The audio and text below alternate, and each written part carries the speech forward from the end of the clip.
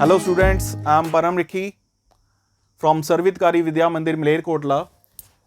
Today we are going to discuss force and laws of motion, which is very important chapter for class 9th. जैसे कि आप already force के बारे में पढ़ चुके हो क्लास 8th में. फोर्स क्या होती है? What do you mean by force? A push और pull on body is called force. किसी चीज को धक्का देना या खींचना, ये एक तरह की फोर्स है. पुश करना या पुल करना. फोर्सेस को हम अपनी डेली लाइफ में यूज करते हैं. Forces are use in our everyday action, like pushing, किसी को धक्का देना, पुलिंग, खींचना, लिफ्ट करना, किसी नीचे पड़ी है जो चीज उसको उठाना, स्ट्रेचिंग, स्ट्रेच करना, एंड प्रेसिंग, किसी चीज को प्रेस करना, है ना. प्रेस करने से बॉडी की शेप भी चेंज हो जाती है. नेक्स्ट है इफेक्ट ऑफ फोर्सेस. फोर्स को हम देख नहीं सकते. Force can not be seen. A force can be judged only. Observe कर सकते हैं, जज कर सकते हैं by effect which it can produce in various body around us. कि जो हमारे सराउंडिंग में बॉडी है उनमें जो इफेक्ट प्रोड्यूस करते हैं उससे हम उसको जज कर सकते हैं. इसकी एक सिंपल एग्जांपल है. जैसे ये मेरे पास एक स्टेशनरी कंडीशन में पेन है, ठीक है. अभी ये रेस्ट पोजीशन पे है, बट मैंने फोर्स लगाई, इसको इधर मूव कर दिया, ठीक है. तो मतलब क्या है? अ force can move A stationary body. Next, a force can stop a moving body. जैसे एक बच्चा भाग रहा है ना, तो अगर हमको रोकना है तो हमको ऑब्वियसली उस पर फोर्स लगानी पड़ेगी. एक पीछे बच्चा भाग रहा है, फोर्स लगा के उसको खींच रहा है, ठीक है. तो अ force can stop a moving body. Next, a force can change the speed of a moving body. Force है जो वो स्पीड भी चेंज कर सकती है. सिंपल एग्जांपल, बच्चा भाग रहा है, पीछे से एक बच्चा और गया, उसको पुश कर दिया. तो पुश करना, पुश हमें पता है फोर्स होती है. फोर्स लगाने के कारण उसकी स्पीड में चेंज आ गया, एक्सेलरेट हो गया. Next, a force can change the direction of a moving body. इसकी बड़ी मजेदार एग्जांपल है, क्रिकेट मैच सभी देखते ही होंगे ना. तो क्रिकेट मैच में क्या होता है? बॉलर बॉल डालता है ना स्ट्रेट डायरेक्शन, ठीक है, ऑन दी मतलब टुवर्ड्स दी विकेट्स. तो बैट्समैन क्या करता है? उसको चाहे इधर मार दे, लेग की तरफ मार दे, चाहे ऑफ की तरफ मार दे, चाहे स्ट्रेट मार दे, मतलब डायरेक्शन चेंज कर सकता है, ठीक है ना. तो force can change the direction of a moving body. A force can change the shape and size of a body. Shape भी चेंज कर सकता है और साइज भी चेंज कर. इसकी बड़ी अच्छी एग्जांपल है, स्पून देखते हैं सभी. स्पून का जो फ्रंट वाला पार्ट होता है वो कर्व्ड पार्ट होता है, बट बिफोर मैन्युफैक्चरिंग वो स्ट्रेट रहता है बच्चे, ठीक है ना. वो मशीन आती है, उस पर क्या करती है? सांचा लगा होता है उसमें, ठीक है, उस पर फोर्स लगाती है और उसको कर्व्ड शेप कर देती है, राइट. तो ये इफेक्ट थे फोर्स के. अब फोर्स के बारे में आप ऑलरेडी मैंने बोला स्टार्टिंग में कि जो फोर्स है हम 8th क्लास में पढ़ चुके हैं. तो फोर्स के बारे में हमने 8th क्लास में क्या क्या पढ़ा? कॉन्टैक्ट फोर्सेस के बारे में पढ़ा, नॉन कॉन्टैक्ट फोर्सेस के बारे में पढ़ा. कॉन्टैक्ट फोर्सेस कौन सी फोर्स होती है? Any kind of force that require contact to occur. वो फोर्स जिसको होने के लिए कॉन्टैक्ट चाहिए. इसकी बड़ी सिंपल एग्जांपल, स्कूल की एग्जांपल ही लिया. स्कूल में बच्चे आते हैं, बैग डाला होता है उनको, है ना. अब जो फोर्स ही है ना कोई जो उसको होल्ड करके रखती है, वो फोर्स कौन प्रोवाइड करता है? Muscular. Our bags strip are attach to the shoulders. तो शोल्डर में मसल है, मसल उसको क्या प्रोवाइड करते हैं? फोर्स प्रोवाइड करते हैं. दूसरी, फोर्स ऑफ फ्रिक्शन, ठीक है. अब फोर्स ऑफ फ्रिक्शन में भी कॉन्टैक्ट चाहिए. व्हीकल है, कोई व्हीकल मूव कर रहा है, टायर है, टायर उसके किसके साथ कॉन्टैक्ट में है? सरफेस के साथ. सरफेस क्या प्रोवाइड करता है? Force of friction. तो ये कॉन्टैक्ट फोर्सेस है. और नॉन कॉन्टैक्ट फोर्सेस कौन सी होती है? Non contact forces are those forces which don't require any contact. For example, electrostatic force, static force, electromagnetic force, ठीक है, ग्रेविटेशनल फोर्स. ये सारी किसकी एग्जांपल है? Non contact forces. क्योंकि आपको पता है इलेक्ट्रोस्टैटिक फोर्स है ना, दो चार्जेस के बीच में जो फोर्सेस होती हैं. जैसे मैग्नेट, मैग्नेट सिंपल एग्जांपल ले सकते हैं. इलेक्ट्रोमैग्नेटिक फोर्स, दो मैग्नेट ले लो, वो अब उसमें कोई फोर्स तो लगा नहीं रहे, वो अपने आप से फोर्स लगा रही है, नजदीक आ रही है. अगर तो एक नॉर्थ पोल है एक साउथ है तो वो नजदीक आएंगे.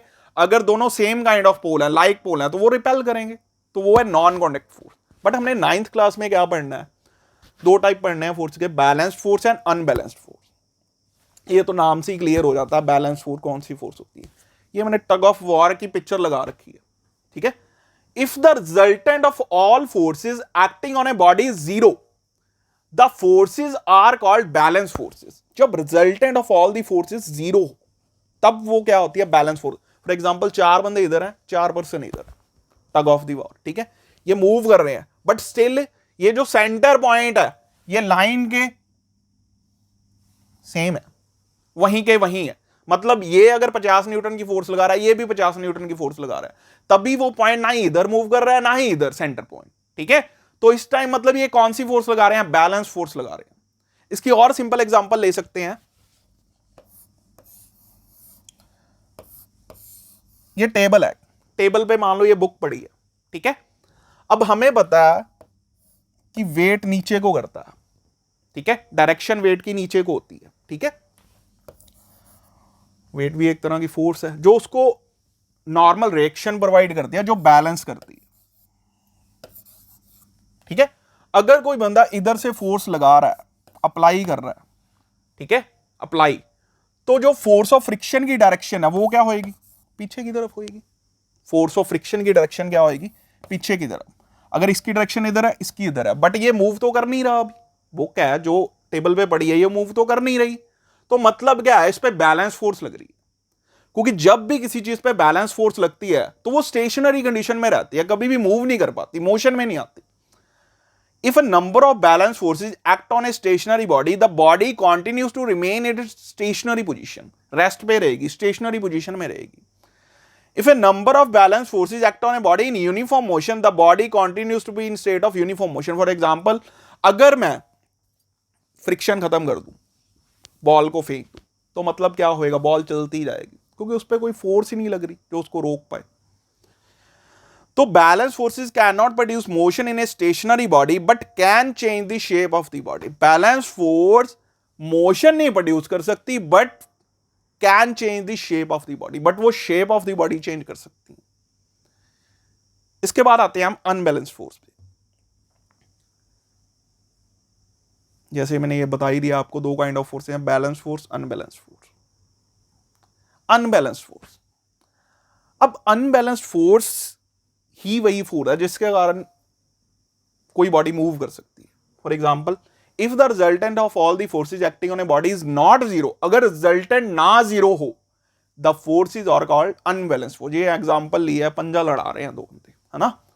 अब एक तो ये तो लगा रहा है 20 न्यूटन की, ये क्या लगा रहा है 10 न्यूटन की, है ना, तभी ये हैंड मूव करेगा डाउन साइड, है ना, क्योंकि 20 माइनस 10 10 न्यूटन, 10 न्यूटन फोर्स ज्यादा लग रही है तभी वो मूव कर रहा है ना नीचे। अगर बैलेंस लगे तो वो वहीं के वहीं रहेंगे, ना इधर जा पाएगा ना वो इधर जा पाएगा।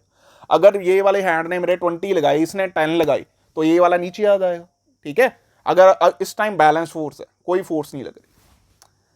When an unbalanced force act on a body, it produce motion in the body, and also an unbalanced force can stop a moving body. देखो, unbalanced force क्या कर सकती है, मूविंग बॉडी को स्टॉप कर सकती है। हम कई बार देखते हैं ना कि जब बैट्समैन शॉट लगाता है, फील्डर नहीं होता, बट कई बार बॉल रुक जाती है अपने आप।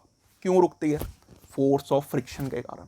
एक तो बैट्समैन ने फोर्स अप्लाई की, दूसरी फोर्स ऑफ फ्रिक्शन क्या कर रही है, उस पर ज्यादा फोर्स लगाने की कोशिश कर रही है, जो अप्लाइड फोर्स, जिसके कारण क्या होता है, वो बॉडी कुछ टाइम के बाद रुक जाती है।